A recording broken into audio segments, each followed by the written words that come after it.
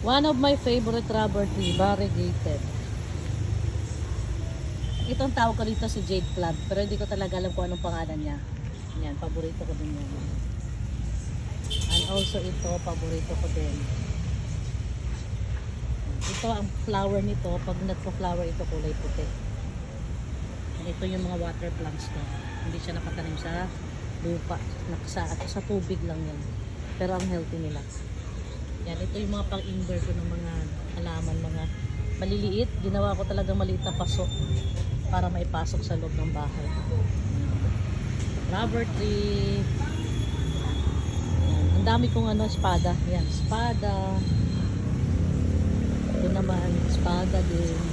Yan. Espada, espada, espada. Ito pa, espada. Yan.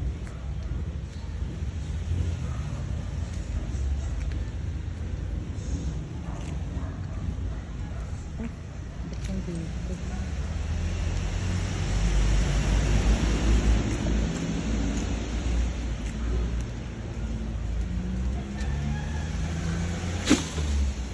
Yan ang grotto.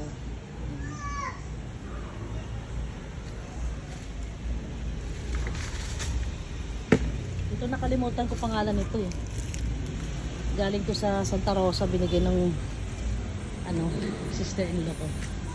Yan si Mama Mary, grotto. Pag nakabili akong lupa, itong part na yan, lalagyan ko ng yan. Tataniman ko ng halaman na namumulaklak. So this is the whole part ng garden.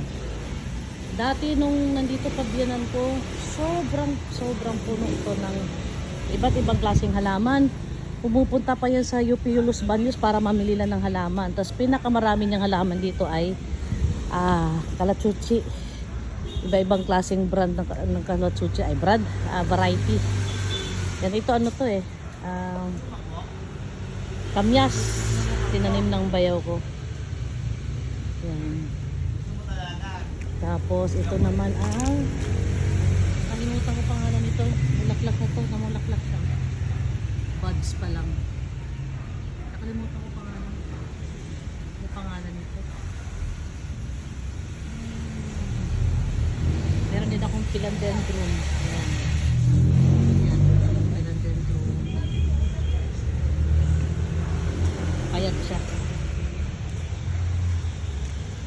Ito rin, favorite ko rin ito na halaman. Ayan. Ito naman ang hindi siya mong mulaklak eh. Itong dwarf kalachuchi. Pag summer magbilis yan. Malabong bulaklak. So, ayan, espada ulit.